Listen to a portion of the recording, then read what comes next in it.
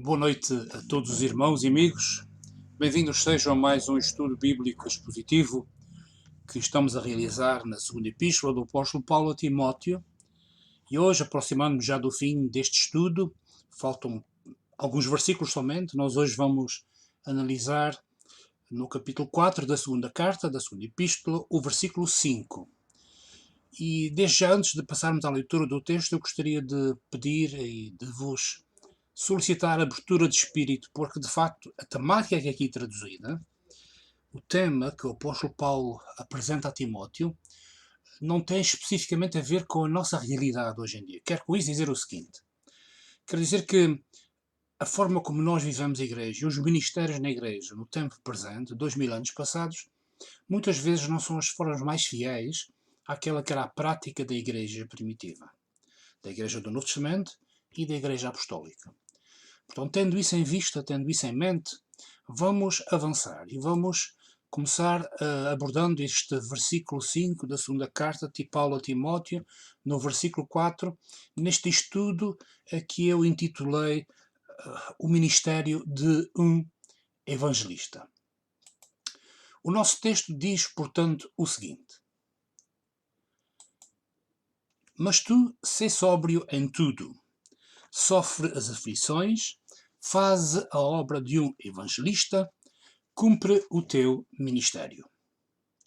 Portanto, o que nós temos aqui é Paulo a dizer a Timóteo que ele deve, ordenando no fundo a Timóteo que ele deve fazer a obra de um evangelista e cumprir o seu ministério. Nesta segunda parte, a questão do cumprir o seu ministério, nós iremos possivelmente falar na próxima semana. Mas nesta primeira parte, nós vamos concentrar-nos especificamente na definição do que é o ministério de um evangelista, como aliás o apóstolo Paulo diz a Timóteo para ser.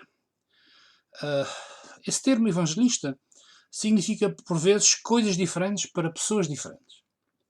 Alguns veem-no como um pregador itinerante, que viaja de lugar em lugar, outros tomam-no como equivalente a um pastor, esperando que ele desempenhe um ministério semelhante.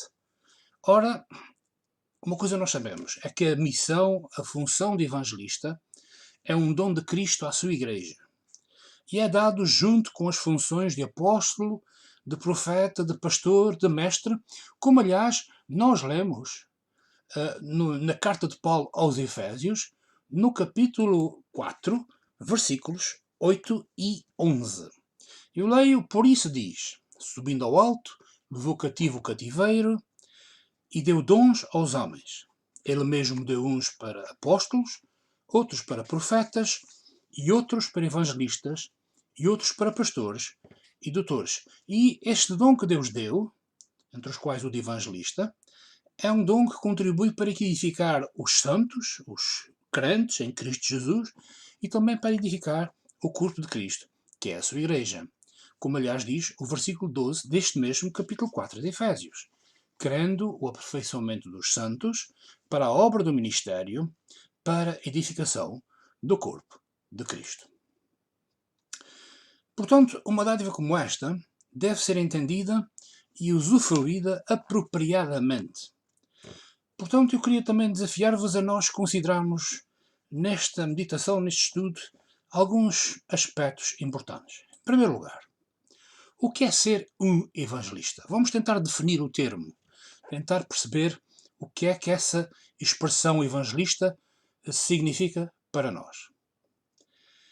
A palavra grega é a palavra evangelistes, que deu a palavra evangelista em português. Literalmente significa aquele que traz as boas novas. É uma forma da palavra evangelion, isto é, evangelho, boas novas de salvação. E como, aliás, explica um comentarista bíblico de nome Barnes, é a palavra que significa propriamente aquele que anuncia as boas novas. E Barnes continua dizendo, no Novo Testamento é aplicado a um pregador do Evangelho ou a alguém que declara as boas novas da salvação. E é curiosamente um termo que só ocorre 3 vezes no Novo Testamento. O termo evangelista, evangelistes. No nosso texto, por exemplo, claramente, em 2ª Epístola de Timóteo, capítulo 4, versículo 5, em que nós lemos há pouco: mas tu, sê sóbrio em tudo, sofres aflições, faz a obra de um evangelista, cumpre o teu ministério. Também naquela passagem de Efésios que nós já referimos antes, no versículo 11, capítulo 4, quando diz: ele mesmo deu uns para apóstolos, e outros para profetas, e outros para evangelistas, e outros para pastores e doutores. E a terceira vez em que o termo aparece no Novo Testamento, o termo grego, evangelistes, evangelista, na nossa versão portuguesa, é no livro de Atos dos Apóstolos, no capítulo 21, versículo 8, quando entra em cena um servo de Deus chamado Filipe. E o nosso texto diz, Atos, capítulo 21, versículo 8, e no dia seguinte, partindo dali Paulo, e nós que com ele estávamos, chegamos a Cesareia. E entrando em casa de Filipe, o evangelista, que era um dos 7, ficámos com ele. Este é o Filipe que pregou Cristo aos samaritanos, na sequência do seu encontro com o eunuco da rainha de Candace. Em Atos capítulo 8, versículos 4 e 5 e também versículo 12, diz assim: mas os que andavam dispersos iam por toda a parte, anunciando a palavra. E descendo Filipe à cidade de Samaria, lhes pregava a Cristo. Mas como crescem em Filipe, que lhes pregava acerca do reino de Deus e do nome de Jesus Cristo, se batizavam, tanto homens como mulheres. Como eu disse há pouco, é o mesmo Filipe que, tendo sido escolhido como um dos 7 diáconos da Igreja primitiva, da Igreja Apostólica de Jerusalém, ele mesmo pregou o Evangelho ao eunuco da rainha, conforme nós lemos no relato de Atos capítulo 8, versículo 35. Então Filipe, abrindo a sua boca e começando nesta escritura, lhe anunciou Jesus, isto é, ao eunuco da rainha de Candace. Esse termo é muitas vezes colocado em paralelo com o termo missionário, porque era comum que os evangelistas viajassem frequentemente. Embora por vezes permanecessem no mesmo lugar por períodos de tempo prolongados. Filipe, por exemplo, parece ter ficado em Cesareia cerca de 20 anos. A referência a isto está no livro de Atos dos Apóstolos, no capítulo 8, versículo 40, quando diz: e Filipe se achou em Azoto e, indo passando, anunciava o Evangelho em todas as cidades, até que chegou a Cesareia. E no capítulo 21, versículo 8, diz, como nós lemos há pouco, dia seguinte, partindo dali Paulo, e nós com ele estávamos, chegamos a Cesareia, e entrando na casa de Filipe, o evangelista, que era um dos 7, ficamos com ele. Há, portanto, uma noção de que em Cesareia Filipe terá ficado um tempo prolongado. O próprio Timóteo permaneceu em Éfeso há algum tempo. Na primeira epístola, na primeira carta de Paulo a Timóteo, no capítulo 1, no versículo 3, diz assim, Paulo a falar com o seu jovem discípulo Timóteo: como te roguei, quando parti para a Macedónia, que ficasses em Éfeso, para advertires a alguns que não ensinem outra doutrina. Portanto, o termo não exige especificamente ser evangelista que seja exatamente isso, um pregador itinerante. Outro aspecto importante. Há outros termos que definem o que é ser evangelista. E nós, por exemplo, sabemos no Testamento que existe aquele termo que em grego é kerux, que tem que ver com proclamador, com anunciador, um termo que está presente em Romanos, capítulo 10, versículos 14 e 15, quando o apóstolo Paulo, na sua carta, escreve: como, pois, invocarão aquele em quem não creram? E como crerão naquele de quem não ouviram? E como ouvirão se não há quem pregue? E como pregarão se não forem enviados? Como está escrito: quão formosos os pés dos que anunciam o evangelho da paz, dos que trazem alegres novas de boas coisas. Um dicionário de termos bíblicos, cujo autor é o Sr. Thayer, diz que aquele pregador que vem nos nossos versículos de Romanos é essencialmente um arauto, um anunciador, alguém que proclama abertamente. E é usado no tocante à proclamação do Evangelho e aos assuntos com ele relacionados. E é uma palavra curiosa porque ela é aplicada não somente a Filipe, não somente a outros, mas é aplicada a outras personagens do Novo Testamento. Por exemplo, é aplicada no Evangelho de Mateus, no capítulo 3, versículo 1, à pessoa de João o Batista. quando no texto do Evangelho diz: e naqueles dias apareceu João, o Batista, pregando no deserto da Judeia. E a palavra que aqui está, portanto, é a palavra kerux, a palavra pregador. É inclusivamente aplicada a Jesus. Em Mateus capítulo 4, versículos 17 e também versículo 23, diz que Jesus desde então começou a pregar e a dizer: arrependei-vos, está próximo o reino dos céus, e percorria Jesus toda a Galileia, ensinando nas suas sinagogas e pregando o evangelho do reino e curando todas as enfermidades e moléstias entre o povo. É também aplicado aos apóstolos. Em Mateus capítulo 10, versículo 7, nós temos essa mesma palavra, kerux, pregador, utilizada quando o Senhor Jesus diz: indo pregai dizendo, é chegado o reino dos céus. É aplicado por Filipe, o tal evangelista que já falámos há pouco, em Atos capítulo 8, versículo 5, quando diz que Filipe desceu a Samaria e aí lhes pregava Cristo. É usado também em relação ao próprio apóstolo Paulo. Paulo, no capítulo 28, de Atos dos Apóstolos, versículo 31, pregando o reino de Deus, ensinando com toda a liberdade as coisas pertencentes ao Senhor Jesus Cristo, sem impedimento alguma. A palavra pregando está aqui, é a palavra kerux. Na segunda carta de Timóteo, no capítulo 1, versículo 11, Paulo assume-se como alguém que foi constituído pregador e apóstolo e doutor dos gentios.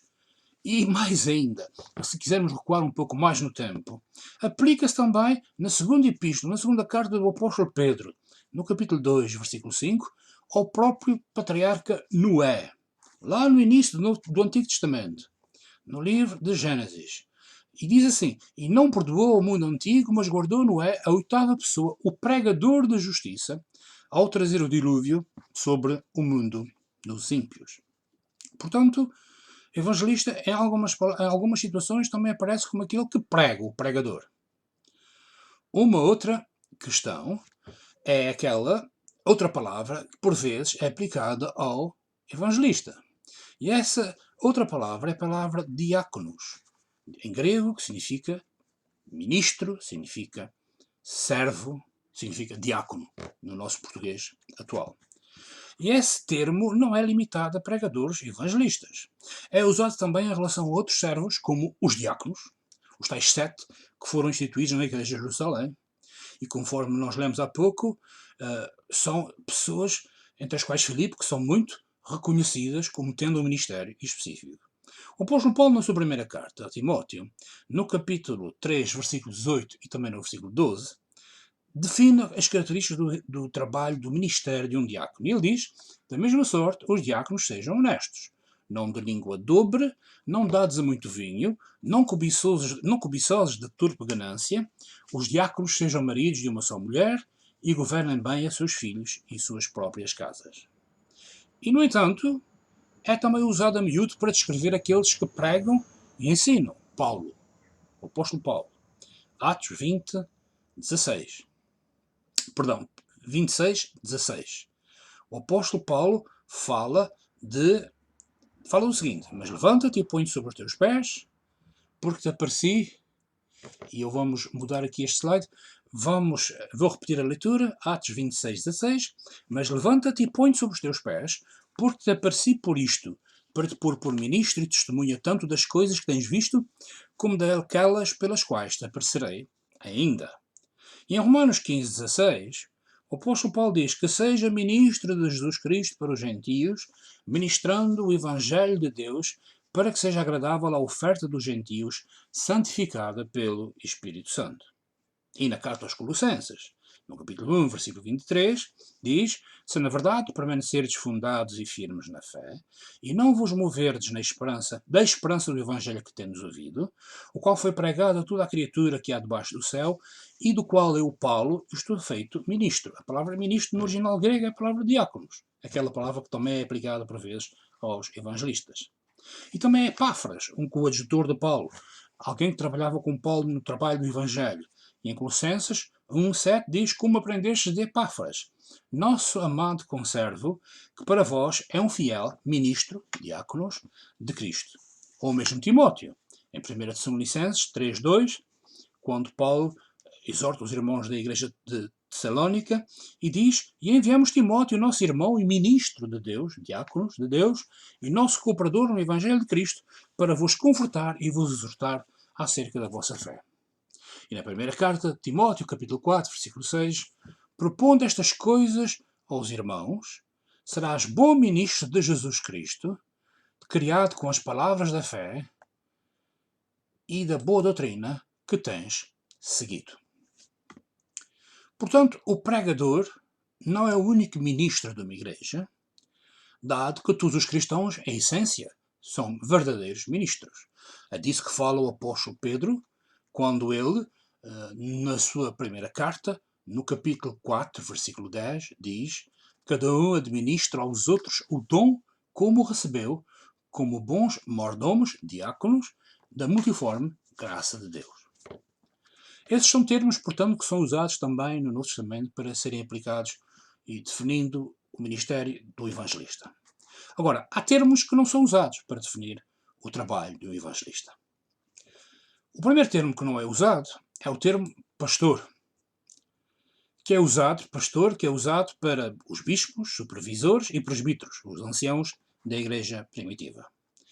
Em Efésios 4:11, nós já lemos este texto há pouco, mas eu vou repetir a leitura porque é importante. Diz assim: E Ele mesmo, Ele Deus, deu uns para apóstolos, e outros para profetas, e outros para evangelistas, e outros para pastores e doutores. Na primeira carta de Pedro, capítulo 5, versículo 2, diz: Apacentai o rebanho de Deus que está entre vós, tendo cuidado com ele, não por força, mas voluntariamente, nem por turpe ganância, mas de ânimo pronto. E em Atos 20, 28, nós lemos também: Olhai, pois, por vós e por todo o rebanho sobre o que o Espírito Santo vos constituiu bispos, para apacentar as igrejas de Deus, que ele rejeitou com o seu próprio sangue. É verdade que, em alguns casos, um evangelista podia servir igualmente como pastor, desde que ele cumprisse com as qualificações requeridas. E essas qualificações não são decisão da Igreja, não são decisão do corpo eclesial. São decisões que estão na própria Palavra de Deus no Novo Testamento e são condições e qualificações que o próprio apóstolo Paulo refere na sua primeira carta a Timóteo, capítulo 3, versículos 1 a 7. É um texto um pouco grande, mas é importante para nós percebermos como é que Paulo entendia o ministério do presbítero ou do bispo. Naquela altura as duas coisas eram simultâneas, eram de significado simultâneo. Esta é uma palavra fiel, diz ele. Se alguém deseja o episcopado, excelente obra desejo. É necessário, pois, que o bispo seja irrepreensível, marido de uma mulher, vigilante, sóbrio, honesto, hospitaleiro, apto para ensinar, não dado ao vinho, não espancador, não cobiçoso de turpe ganância, mas moderado, não contencioso, não avarento, que governe bem a sua própria casa, tendo os seus filhos em sujeição, com toda a modéstia. Porque se alguém não sabe governar a sua própria casa, como terá cuidado da igreja de Deus? Não neófito, para que, ensoberbecendo-se, não caia na condenação do diabo. É necessário também que tenha bom testemunho dos que estão de fora, para que não caia em afronta e no laço do diabo. E na sua carta a Tito, o apóstolo Paulo retoma essa questão. Agora ele dá as condições para aquilo que nós vemos no texto como sendo presbíteros, mas se nós repararmos, as condições são exatamente aquelas que são aplicadas aos bispos. Portanto, há uma simultaneidade entre o termo bispo e presbítero nesse tempo da história da Igreja. Por isso é que eu dizia no início, há pouco, que de facto nem sempre as coisas que nós vivemos hoje em dia, a forma como fazemos as coisas, são coerentes e são fiéis ao ensino do Novo Testamento, nomeadamente no que tocante aos ministros. Em Tito, capítulo 1, versículos 5 a 9, ele diz: Por esta causa deixei em Creta, para que pusessem em boa ordem as coisas que ainda restam, e de cidade em cidade estabelecesses presbíteros, como já te mandei. Aquele que for irrepreensível, marido de uma mulher, que tenha filhos fiéis, que não possam ser acusados de dissolução, nem são desobedientes. Porque é necessário que o bispo seja irrepreensível, como, reparem bem, no mesmo texto ele fala de presbítero e de bispo. Porque é necessário que o bispo seja irrepreensível, como mordomo da casa de Deus, não soberbo, nem iracundo, nem dado ao vinho, nem espancador, nem cobiçoso, de torpe ganância, mas dado à hospitalidade, amigo do bem, moderado, justo, santo, temperante, retendo firme a fiel palavra, que é conforme a doutrina, para que seja poderoso tanto para admoestar com a sã doutrina, como para convencer os contradizentes. E acontecia, por exemplo, por vezes, que um evangelista que cumprisse essas condições qualificações para um ministério episcopal ou presbiteral, se quisermos, esse evangelista que podia servir como pastor ou como bispo de uma congregação, ele nunca servia sozinho. E isso é importante porque desde o início da Igreja, desde os tempos apostólicos, o presbiterato ou o episcopado nunca é desenvolvido sozinho. É um ministério colegial. E diz claramente, devia sempre existir uma pluralidade de anciãos, de presbíteros ou de bispos. Em Atos, no capítulo 20, versículo 17, o apóstolo Paulo tem uma palavra à igreja de Éfeso e diz assim: e de Mileto mandou Éfeso a chamar os anciãos da igreja. A palavra aqui no grego é a palavra presbíteros, que é equivalente à palavra episcopos. Portanto, ele não é o pastor, o evangelista não é o pastor. O evangelista podia ser um entre os pastores da igreja. Portanto, a própria definição do termo evangelista, juntamente com outras designações usadas, seja pregador, seja ministro, seja diácono, servo, como nós vimos há pouco, dão uma compreensão do que deve ser o ministério de um evangelista. E agora eu queria que nós pensássemos um pouco e percebêssemos o que esse ministério é e aquilo claramente ele não é de acordo com as Escrituras. O que é esse ministério? O ministério do evangelista é aquele que tem que ver com pregar a palavra de Deus. 2 Timóteo, capítulo 4, versículos 1 a 2. Conjuro-te, porque Timóteo é um evangelista, Paulo designa-o dessa maneira, conjuro-te, pois, diante de Deus e do Senhor Jesus Cristo, que há de julgar os vivos e os mortos na sua vinda e no seu reino, que pregues a palavra, insta a tempo e fora de tempo, corrijas, repreendas, exortes, com toda a longanimidade e doutrina. Tinham que anunciar a palavra de Deus e especificamente o Evangelho, a boa nova da salvação em Jesus Cristo. E em Romanos, como aliás o apóstolo Paulo diz, nós encontramos a seguinte palavra: como, pois, invocarão, já lemos há pouco, aquele em quem não creram, e como crerão naquele que não ouviram, e como ouvirão se não há quem pregue, e como pregarão se não forem enviados. Como está escrito, conformosos os pés dos que anunciam o Evangelho da paz, dos que trazem alegres novas de boas coisas. Essas palavras e essa pregação têm que ver com a notícia de que Jesus Cristo é o Salvador do mundo. Aliás, como ele fez o próprio Filipe, o tal evangelista que nós vimos no início. Em Atos, capítulo 8, repetindo os versículos, diz que ele desce, Filipe desce à cidade de Samaria, onde pregava a Cristo, e abrindo a sua boca, começando nessa escritura, no caso do eunuco, lhe anunciou a Jesus. E a escritura que Filipe usou foi um pedaço, um trecho do livro do profeta Isaías. Portanto, o ministério do evangelista é aquele ministério que tem que ver com o anúncio da palavra, especificamente a palavra de Jesus Cristo, isto é, a boa nova de salvação de Jesus Cristo, tem também a ver com instruir os irmãos sobre as suas responsabilidades.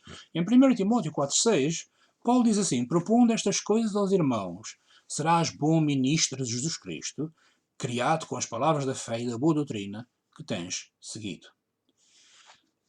Coisas que ele ensinou.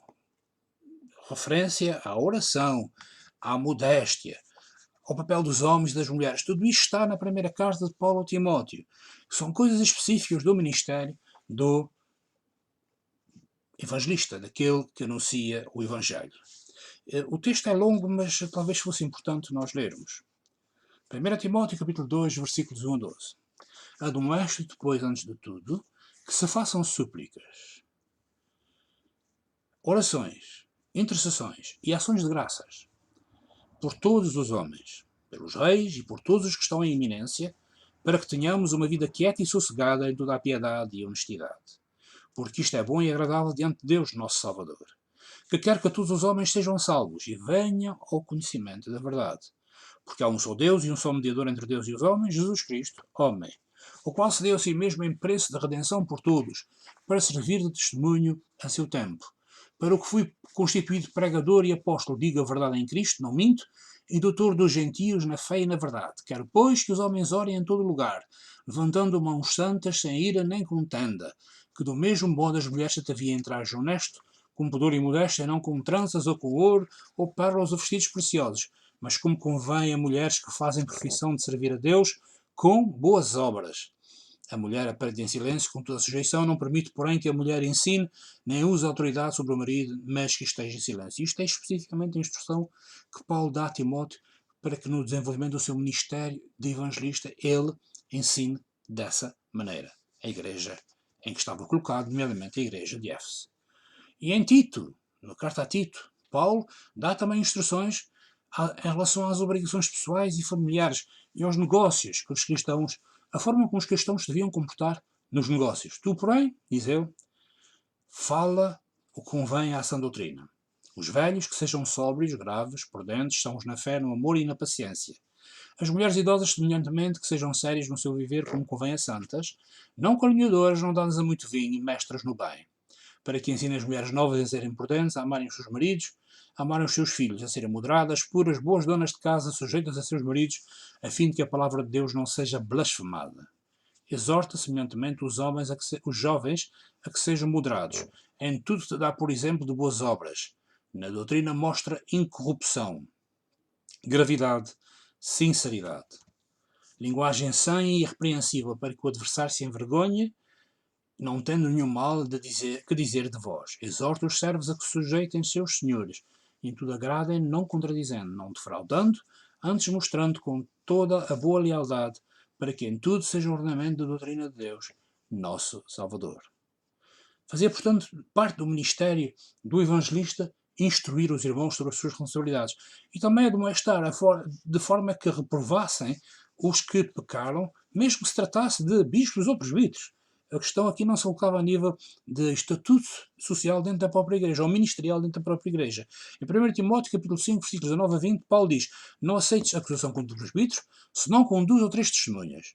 Aos que pecarem, repreende-os na presença de todos, para que também os outros tenham temor, com justo diante de Deus e do Senhor Jesus Cristo, e dos anjos eleitos, que sem prevenção guardes estas coisas, nada fazendo por parcialidade.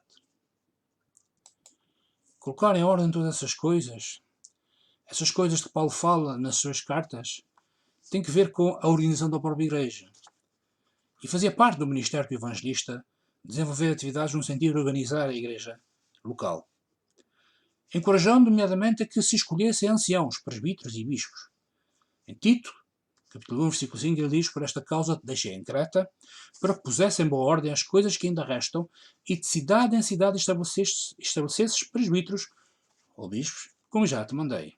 Treinando também mestres, equipando os santos para o ministério.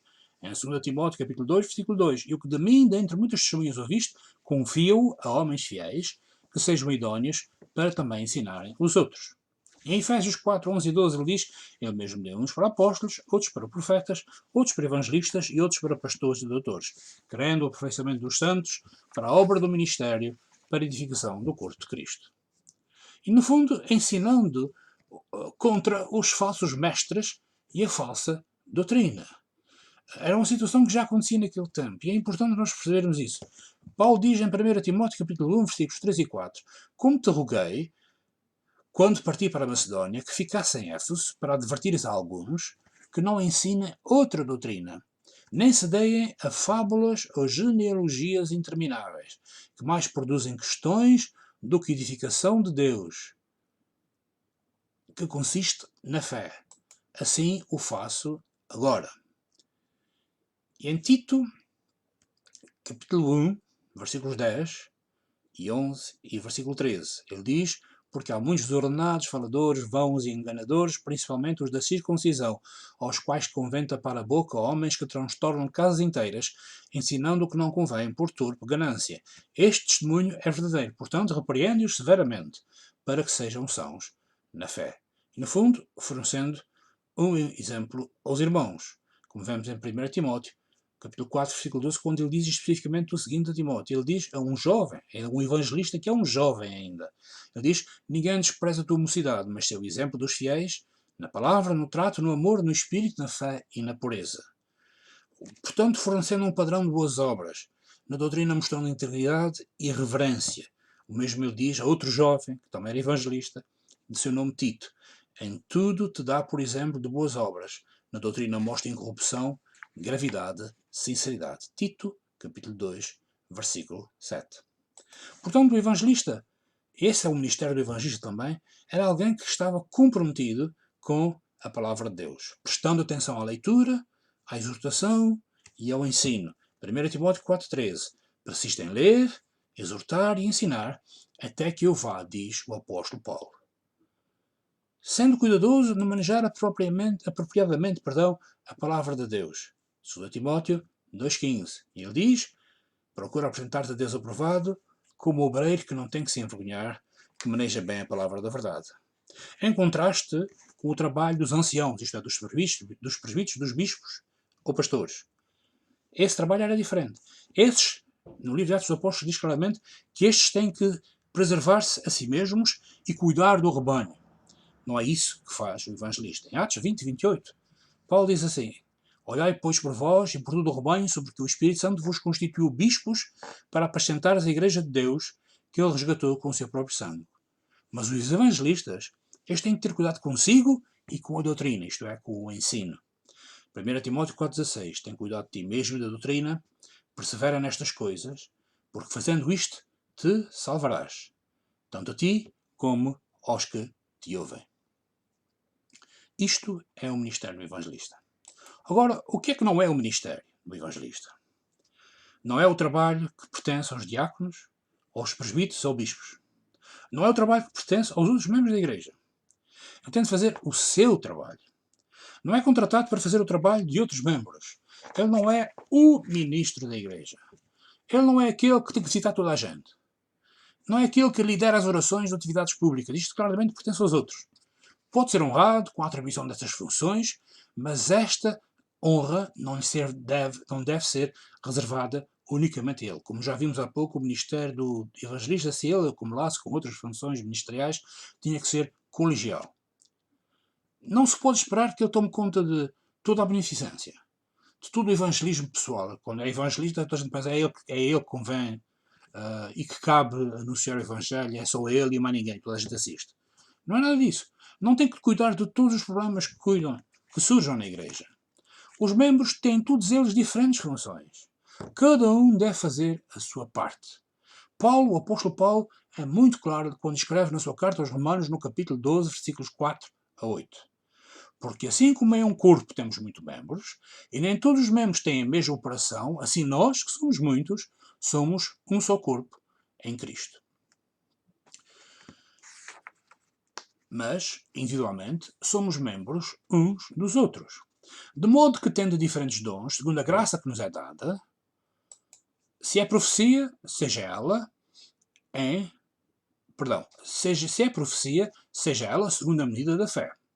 Se é ministério, seja ministrar. Se é ensinar, haja dedicação ao ensino. Ou o que exorta, use esse dom em exortar. O que reparte, faça-o com liberalidade. O que preside, com cuidado. O que exercita misericórdia, com alegria.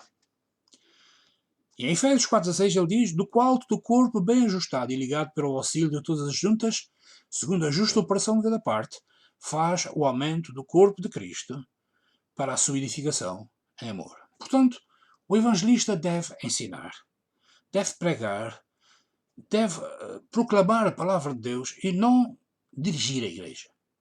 Ele não é o líder. Os anciãos, isto é, os bispos presbíteros, é que são os supervisores e líderes espirituais da igreja.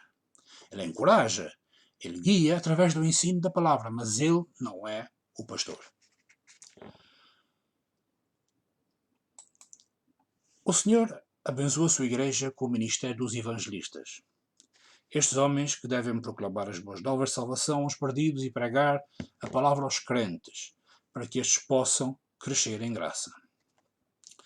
O que nós nunca podemos fazer é esquecer-nos do princípio bíblico que está em Atos capítulo 6, versículos 1 a 4.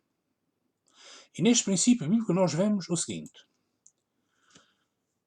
Ora, naqueles dias, crescendo o número dos discípulos, houve uma murmuração dos gregos contra os hebreus,